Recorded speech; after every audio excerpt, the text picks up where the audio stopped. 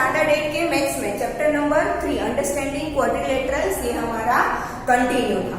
ठीक है, उसमें हमने लास्ट देखा था काइंड्स ऑफ क्वाड्रिलेटरल्स। क्वाड्रिलेटरल्स के अलग अलग हमने क्या देखे थे, टाइप्स देखे थे, 3 देखे थे, ट्रेपेजियम, काइट एंड पैरेललोग्राम। उनकी प्रॉपर्टीज भी लिखी थी। ठीक है, अब वो प्रॉपर्टीज का यूज करके हम एक्सरसाइज 3.3 में सम कैलकुलेट करेंगे, आंसर्स फाइंड करेंगे। ठीक है, तो अब हम स्टार्ट करते हैं एक्सरसाइज 3.3 क्वेश्चन नंबर 1।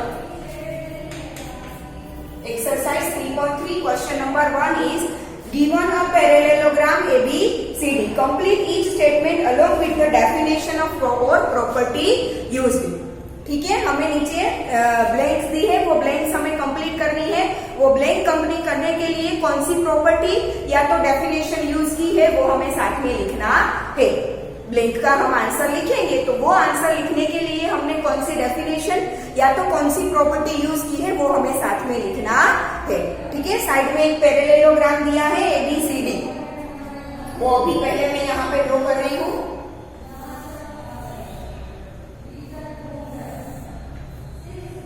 पैरेललोग्राम दिया है ABCD और फिर ऐसे डॉटेड लाइन से डायगोनल्स दिए हैं। ठीक है, ऐसे डॉटेड लाइन से डायगोनल दिए हैं। यहाँ पे दोनों डायगोनल का इंटरसेक्शन पॉइंट दिया है O। ठीक है, ABCD पैरेललोग्राम, दोनों डायगोनल का इंटरसेक्शन पॉइंट O दिया है। ठीक है,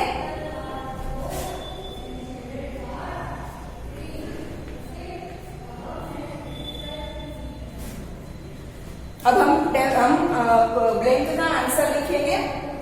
ब्लैंक नंबर 1 है AB। आपको क्या दिया है, देखो साइड का नाम दिया है। ठीक है, एंगल का नाम तो आप देख के बता सकते हो कि साइड है या एंगल है। ठीक है, तो ये दिया है साइड AD। तो पैरेललोग्राम की प्रॉपर्टीज में हमने लिखा था कि ऑपोजिट साइड्स आर इक्वल, लिखा था, फर्स्ट प्रॉपर्टी लिखी थी ऑपोजिट साइड्स आर इक्वल। तो ऑब्वियसली AD ये साइड है, उसकी ऑपोजिट साइड कौन सी होगी, BD। तो AD क्या आएगा, AD is equal to BC आएगा ना, ऑपोजिट साइड्स आर इक्वल। हमें यहाँ तक दिया था AD इक्वल टू, मतलब कि AD equal to BC, opposite sides are equal. हमें कौन सी प्रॉपर्टी या डेफिनेशन यूज की है वो भी लिखना है ना, तो यहाँ पे हम ब्रैकेट में लिखेंगे कि ऑपोजिट साइड्स आर इक्वल। ये प्रॉपर्टी हमने यूज की है। ठीक है, कि opposite sides are equal. Parallelogram की ऑपोजिट साइड्स कैसी होती है, इक्वल होती है। ये प्रॉपर्टी का यूज करके हमने फर्स्ट ब्लैंक का आंसर लिखा। ठीक है, अब सेकेंड में क्या दिया है, एंगल DCB। एंगल DCB, तो पहले तो देखो यहाँ पे कि एंगल DCB कौन सा बनता है। ये रहा D, ये रहा C और ये रहा B, मतलब कि ये वाला एंगल दिख रहा है ना। तो ये एंगल DCB इक्वल टू कौन सा एंगल होगा, सेकेंड प्रॉपर्टी याद करो, ऑपोजिट एंगल्स आर इक्वल, है ना। तो इसके ऑपोजिट एंगल कौन सा होगा, ये, तो इसका नाम क्या है, DAB। आ गया समझ में।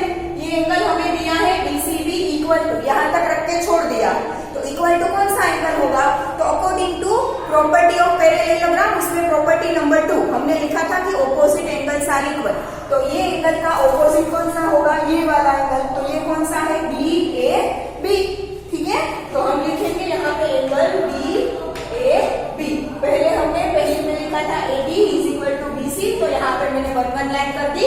फिर angle DCB is equal to DAB, तो यहाँ पे मैंने 1 लाइन कर दी। ठीक है, यहाँ पे कौन सी प्रॉपर्टी यूज की हमने, ऑपोजिट एंगल्स आर इक्वल, तो वो प्रॉपर्टी लिखनी पड़ेगी ना।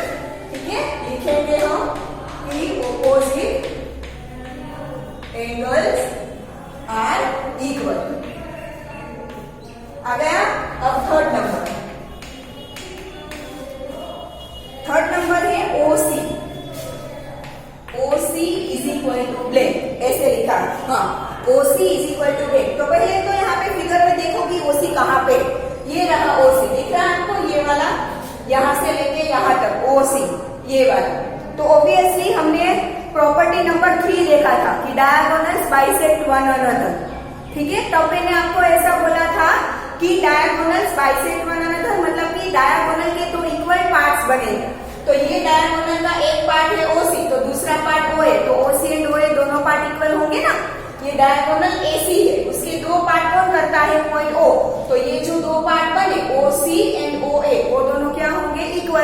Because diagonals bisect one another. ठीक है, तो OC is equal to OA। ठीक है, यहाँ पे मैं जब कर रही हूँ, यहाँ पे टू लाइन्स बना रही हूँ ऐसे, मतलब कि वो दोनों पार्ट्स क्या है, इक्वल है। ठीक है, यहाँ पे कौन सी प्रॉपर्टी यूज की कि डायगोनल्स बाइसेक्ट वन अनदर। ठीक है, डायगोनल्स बाइसेक्ट वन अनदर। दोनों डायगोनल्स एक दूसरे को बाइसेक्ट करते हैं, उसके ऊपर से ये डायगोनल ऐसे के दो टुकड़े OC एंड OA दोनों क्या होंगे, इक्वल। क्लियर। फिर फोर्थ हमें दिया है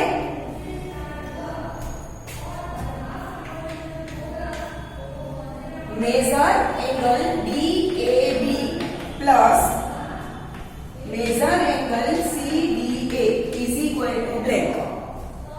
ठीक है, DAB एंड CDA। तो पहले तो देखो DAB एंड CDA कहाँ पे है, वो पहले फिगर में से देखो। ठीक है, तो ये रहा मेजर एंगल DAB, दिख रहा है आपको, ये DAB मतलब कि ये वाला एंगल है। फिर है CDB, तो ये रहा CDA मतलब कि ये वाला एंगल। ठीक है, DAB मतलब ये वाला DAB, तो ये एंगल, CDA तो CDA मतलब ये एंगल। तो ये दोनों एक दूसरे की क्या है, दिख रहा है आपको, एडजेसेंट मतलब कि बाजू बाजू के एंगल है। ठीक है, और हमने प्रॉपर्टी नंबर 4 लिखा था कि एडजेसेंट एंगल्स आर सप्लीमेंट्री। लिखा था प्रॉपर्टी नंबर 4 कि एडजेसेंट एंगल्स आर सप्लीमेंट्री। तो ये दोनों एडजेसेंट है, तो दोनों का सम, सप्लीमेंट्री मतलब कि दोनों का सम है ना, सम कितना होगा 180। ठीक है, तो यहाँ पे हम लिखेंगे 180 डिग्री। ठीक है, दोनों बाजू बाजू के एंगल है, देखो ये एंगल DAB और ये एंगल CDA, तो ये दोनों एंगल है बाजू बाजू के एंगल मतलब कि एडजेसेंट एंगल्स। वो हमने क्या लिखा था कि एडजेसेंट एंगल्स आर सप्लीमेंट्री। ठीक है, मतलब कि दोनों का सम कितना होगा 180। कौन सी प्रॉपर्टी यूज की है वो यहाँ पे लिखना पड़ेगा। क्या किया है हमने यूज की adjacent angles are supplementary. Adjacent मतलब कि बाजू बाजू के दो angles.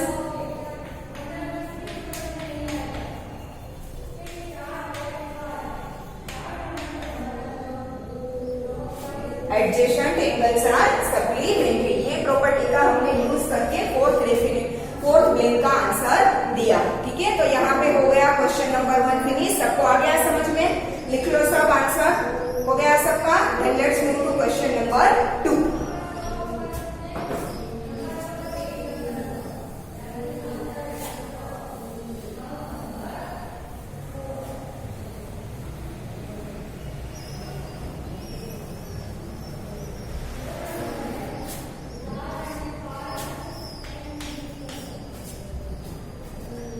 Question number 2. Consider the following parallelograms. Find the values of the unknown x, y, z. ठीक है, हमने अलग अलग पैरेललोग्राम दिए हैं, उन सब में हमें x, y, z फाइंड करना है।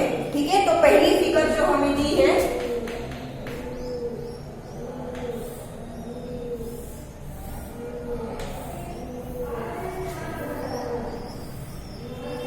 ऐसे दिया है, नाम है पैरेललोग्राम का ABCD।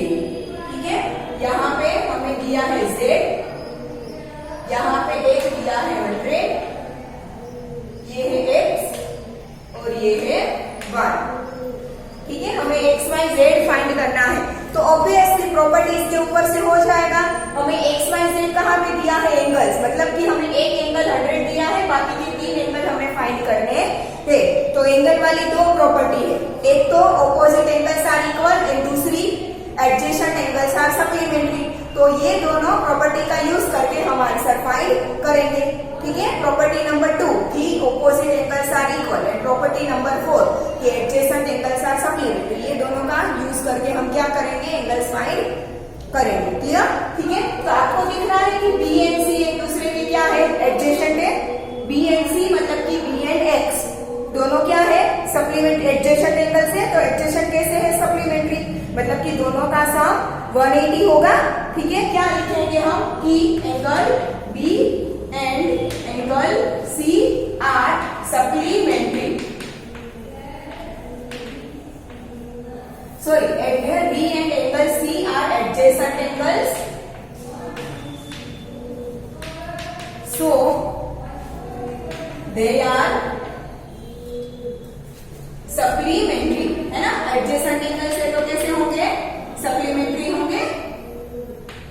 दे आर सप्लीमेंट्री, अगर सप्लीमेंट्री है तो दोनों का सम 180, तो क्या लिखेंगे हम, angle B plus angle C, यहाँ पे देयरफॉर की साइन, ये जो मैं 3 डॉट बना दी ना उसका मतलब है देयरफॉर, ठीक है, कि therefore angle B plus angle C is equal to 180 degree. अब बी हमें कितना दिया है 100 और सी क्या दिया है x, तो b की जगह पे लिख दो 100 plus x is equal to 180। 100 इस साइड जाएगा तो माइनस हो जाएगा, therefore x is equal to 180 minus 100, that means कि x is equal to 80 degree. मिल गया हमें, x एक मिल गया, ठीक है। तो ये हमें x इज इक्वल टू क्या मिला 80। अब प्रॉपर्टी नंबर 2 याद करो कि ऑपोजिट एंगल्स आर इक्वल है, तो यहाँ पे आपको दिख रहा है कि angle B and angle D are opposite, B and D क्या है एक दूसरे के ऑपोजिट है, तो दोनों इक्वल होंगे,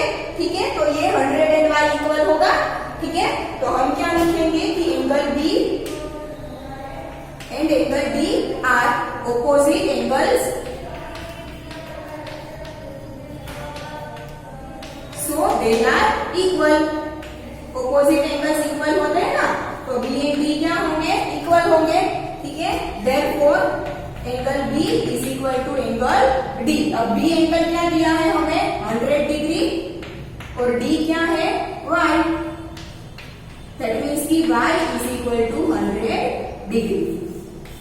हो गया, ठीक है। अब आपको दिख रहा है कि ए एंड सी भी ऑपोजिट एंगल्स हैं, तो वो भी इक्वल होंगे, जैसे बीडी में किया वैसे ही एसी में होगा, ठीक है। सी हमें मिल गया है 80, तो उसके ऊपर से ये मिल जाएगा, ठीक है। यहाँ पे लिख रही हूं, यहाँ पे लिख रही हूं, ठीक है। Angle A and angle C are opposite angles,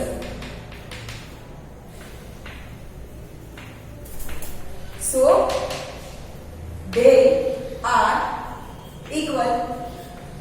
opposite angles है तो कैसे होंगे, इक्वल होंगे, therefore angle A is equal to angle C. अब एंगल ए क्या है z और एंगल सी क्या है x, मतलब 80, है ना, ठीक है। एंगल ए है z इज इक्वल टू सी क्या है 80, ठीक है। c मतलब x और x मतलब 80, तो z भी मिल गया 80, ठीक है। तो x 80 y 100 and z 80, clear. मिल गया, हमें x y z फाइंड करने को बोला था, क्लियर एवरीवन, ठीक है। लिख लो सब ये क्वेश्चन नंबर 2 का 1।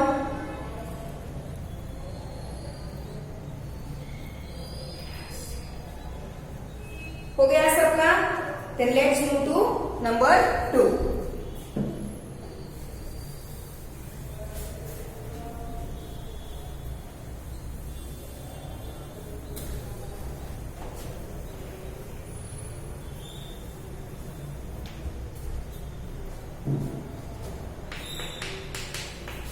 क्वेश्चन 2 का 2 फिगर दी है हमें, उसमें एक्स वाई जेड हमें फाइंड करना है।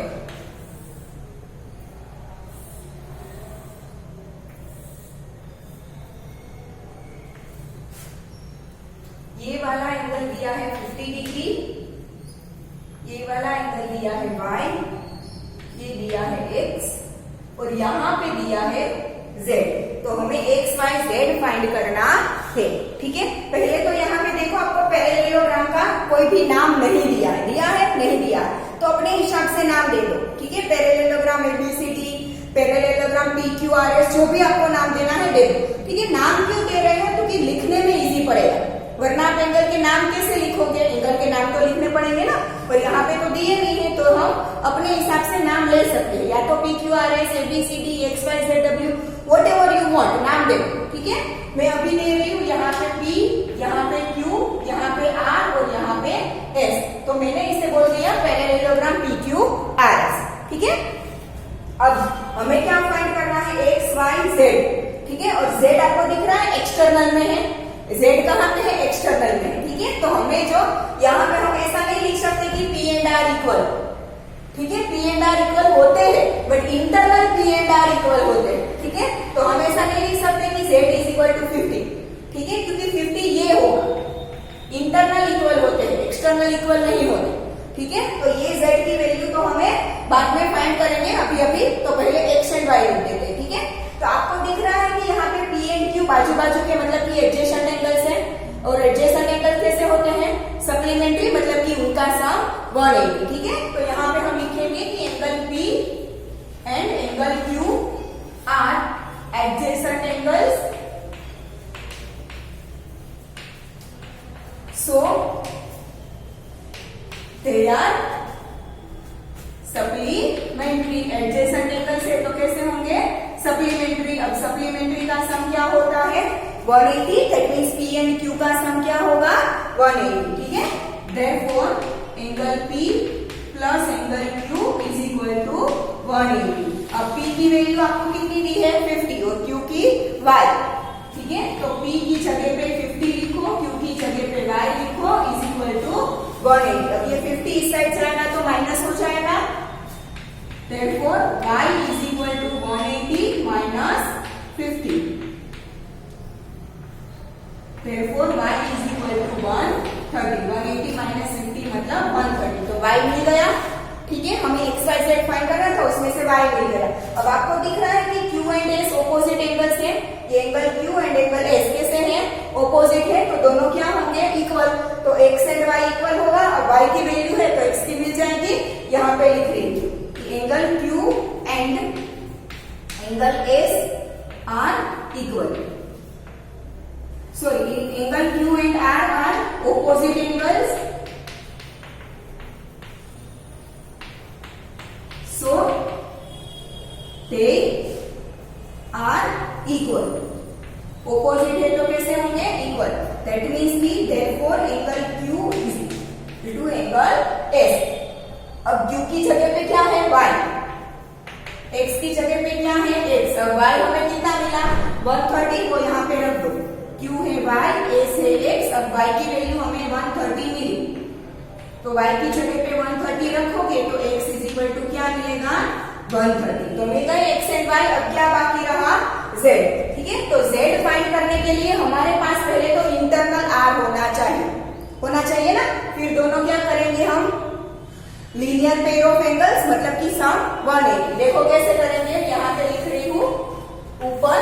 ठीक है, कि angle p and angle r are equal, sorry are opposite angles, p and r opposite angles है तो कैसे होंगे, इक्वल होंगे, opposite angles, so they are equal. Opposite angles है तो कैसे होंगे, इक्वल, दैट मीन्स की angle p is equal to angle r। अब एंगल p की वैल्यू आपको ऑलरेडी दे रखी है 50, तो r भी कितना होगा, 50 होगा, therefore angle r is equal to 50 degree. ये तो हमें इंटरनल r की मिली, z तो हमें एक्सटर्नल में दिया है ना, तो वो तो अभी फाइंड करना पड़ेगा। ठीक है, तो इंटरनल और एक्सटर्नल दोनों का सम क्या होता है, ऑलवेज याद रखो, कोई भी एक एंगल लो, उनका पर्टिकुलर खुद का, हाँ, कोई भी एक एंगल लो, उसके इंटीरियर और एक्सटीरियर दोनों एंगल का सम 180। फिर आप p का इंटीरियर ले लो और r का एक्सटीरियर ले लो तो वो नहीं चलेगा। ठीक है, दोनों एक ही होने चाहिए, एक ही एंगल का इंटीरियर और एक्सटीरियर होना चाहिए। अब q का इंटीरियर और s का एक्सटीरियर लो तो नहीं चलेगा। ठीक है, उनका खुद का ही इंटरनल और एक्सटर्नल दोनों होना चाहिए, मतलब कि r का इंटीरियर और एक्सटीरियर दोनों का सम क्या होगा, 180 होगा। ठीक है, तो हम क्या लिखेंगे कि internal angle r is plus external angle r is equal to 180। Internal और एक्सटर्नल का सम कितना होता है, 180 खुद का। देखो मैंने दोनों r का लिखा है तो ही पॉसिबल है, अदरवाइज नहीं। क्लियर। अब इंटरनल r कितना मिला, 50 मिला। ठीक है, और एक्सटर्नल r कितना है, z। ठीक है, तो internal r 50 plus external r z is equal to क्या होगा, 180। ठीक है, 50 उस साइड जाएगा तो minus, therefore z is equal to 180 minus 50, therefore z is equal to 130। आ गया समझ में। ठीक है, इंटरनल एक्सटर्नल का सम 180, इंटरनल 50 150 है तो एक्सटर्नल 130। Clear everyone? ठीक है, ये x 130, y 130 एंड z 130 तीनों का वैल्यू आपको मिल गया। लिख लो आंसर। हो गया सबका नंबर 2। ठीक है, then let's move to number 3।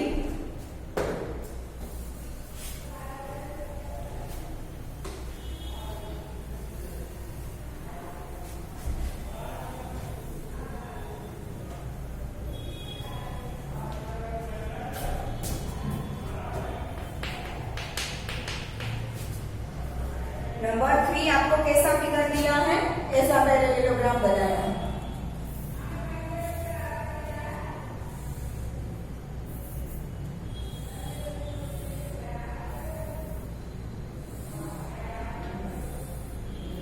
मेरे से अच्छी एकदम नहीं बनी है, आप स्केल पेंसिल से अच्छे से बनाना। ठीक है, ये और ये यहां पे दिया है, ये ऐसी स्क्वायर साइन बनाइए, मतलब क्या है, ये राइट एंगल है 90 डिग्री। ठीक है, यहां पे हमें दिया है 30 डिग्री, यहां पे दिया है z, यहां पे दिया है y, ये दिया है x। हमें एक एंगल दिया है 30, एक यहाँ पे दिया है 90 का, और y और z फाइंड करना है। तो आपको दिख रहा है कि ये दोनों क्या होंगे, देखो दो लाइन एक दूसरे से परपेंडिकुलर होगी तो ही 90 का एंगल बनेगा ना। ठीक है, तो यहाँ पे परपेंडिकुलर है तो ऑब्वियसली यहाँ पे भी परपेंडिकुलर होगी, तो ये 100 कैसा होगा, 90 डिग्री का होगा। ठीक है, यहाँ पे आपको नाम नहीं दिया है तो मैं नाम लिख देती हूँ, पैरेललोग्राम ABCD। ठीक है, तो आपको यहाँ पे देखो, मैंने आपको जब प्रॉपर्टीज लिखवाई तब आपको ऐसा बोला था कि डायगोनल्स परपेंडिकुलर नहीं होते, हर बार नहीं होते, कई बार अगर हो भी सकता है, हर बार नहीं होता। ऐसी उसकी प्रॉपर्टी नहीं है कि हर बार डायगोनल्स परपेंडिकुलर ही होंगे, कई बार हो जाएगा। ठीक है, तो यहाँ पे ये परपेंडिकुलर हो गए हैं तो मिल जाएगा हमें। ठीक है, क्या है, डायगोनल दो AC एंड BD। ठीक है, तो हम लिखेंगे कि from figure AC is perpendicular to BD। AC and BD perpendicular है तो x कितना होगा, 90 डिग्री होगा ना, परपेंडिकुलर है तो ऑब्वियसली राइट एंगल बनेगा। ठीक है, therefore x is equal to 90 degree. x मिल गया, अब बाकी रहा y एंड z। तो आपको दिख रहा है कि ये यहाँ पे मैं नाम देती हूँ O, पॉइंट O देती हूँ। ठीक है, डायगोनल के इंटरसेक्शन पॉइंट। तो आपको दिख रहा है कि COB एक ट्राइंगल बन रहा है, और ट्राइंगल की एंगल सम प्रॉपर्टी, ट्राइंगल के तीनों एंगल का सम 180 होता है। ठीक है, तो हम यहाँ पे लिखेंगे कि ये ट्राइंगल COB दिख रहा है ना आपको, ये ट्राइंगल COB, ये ट्राइंगल बना तो ट्राइंगल के तीनों एंगल का सम क्या होगा, 180। ठीक है, तो in triangle COB angle C plus angle O plus angle B is equal to 180। तीनों एंगल का सम क्या होगा, 180 होगा। अब आपको एंगल C दिया है y, एंगल O मतलब कि है x, जो हमें कितना मिला 90, प्लस एंगल B कितना दिया है 30 दिया है, इज इक्वल टू 180। तो y को keep it as it is, 90 plus 30 120 is equal to 180। 120 को इस साइड लेके जाओ तो y is equal to 180 minus 120, that means y is equal to 60 degree. मिल गए x 90 एंड y 60। अब बाकी रहा z। ठीक है, तो हमें पता है कि पैरेललोग्राम की ऑपोजिट साइड क्या होती है, पैरेलल होती है। पैरेललोग्राम की ऑपोजिट साइड क्या होती है, पैरेलल। दैट मीन्स कि ये लाइन BC और ये लाइन AD दोनों एक दूसरे के क्या होगी, पैरेलल। देखो ये AD और ये BC, ये दोनों लाइन एक दूसरे से क्या होगी, पैरेलल। ये लाइन BC और ये लाइन AD। तो आपको दिख रहा है कि यहाँ पे ये लाइन बना हो तो Z बन रहा है, उल्टा साइड। देखो ये ऐसे करके यहाँ पे गई, फिर यहाँ पे आई और यहाँ पे आई, दिख रहा है आपको। देखो ऐसे ये करके ये यहाँ से यहाँ पे आई, बन रहा है उल्टा सेट। तो उल्टे सेट में जो दो एंगल्स होते हैं ये वाले, देखो सेट ऐसे बन रहा है, यहाँ पे देखो बन रहा है ऐसे सेट। ठीक है, B से लेकर C गई ये लाइन, फिर C से A नीचे आई ये लाइन, ये वाली, फिर A से D बन रहा है ऐसे। तो ये Z के जो दो अंदर के एंगल होते हैं ना, वो दोनों इक्वल होते हैं ऑलवेज। कैसे होते हैं, इक्वल। और ऑल्टरनेट इंटीरियर एंगल। समझ में आया? ठीक है। फिर जेड ऐसे बना हो या ऐसे बना हो तो ये दोनों एंगल बनेंगे। ठीक है। जेड के अंदर के जो दो एंगल बनते हैं वो क्या होते हैं? ऑलवेज इक्वल, और उसे बोलते हैं ऑल्टरनेट इंटीरियर एंगल्स। ठीक है। तो यहाँ पे हम लिखेंगे कि C and A are alternate interior angle, so they are equal. ठीक है। ऑल्टरनेट इंटीरियर एंगल्स कैसे होते हैं? इक्वल होते हैं। यहां पे मैं लिखूंगी कि angle A and angle C are alternate interior angles.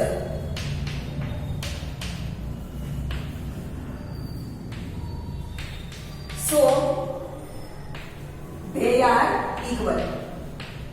ठीक है। इक्वल है तो angle A is equal to angle C. ठीक है। अब ए की जगह पे क्या दिया है? देखो z दिया है और c की जगह पे y कितना मिला? 60। तो z इज इक्वल टू क्या मिला? 60। ठीक है। a की जगह पे देखो z है और c की जगह पे y, तो y है 60 तो z इज इक्वल टू 60। तो x 90, y 60 एंड z 60 मिल गया। ठीक है। ये याद रखना, ऑल्टरनेट इंटीरियर एंगल्स z सेक बनना चाहिए, बट कब? जब दो लाइन पैरेलल होगी तभी, अदरवाइज नहीं चलेगा। क्लियर? पैरेललोग्राम में ये ऑपोजिट साइड्स पैरेलल होती है, इसीलिए हम ये ऑल्टरनेट इंटीरियर एंगल यूज कर सकते हैं, अदरवाइज नहीं। पैरेलल नहीं है तो नहीं चलेगा। ठीक है। तो जेड सेक बना, जेड सेक के जो अंदर के दो एंगल होते हैं they are called alternate interior angles, and वो क्या होते हैं? इक्वल। ठीक है। तो उस हिसाब का हमने यूज करके Z is equal to 60 find किया। लिख लो पूरा साफ साफ। हो गया सबका? ठीक है। तो आज हम यहाँ तक रखते हैं। क्वेश्चन 2 का 4 नंबर हम नेक्स्ट लेक्चर से स्टार्ट करेंगे।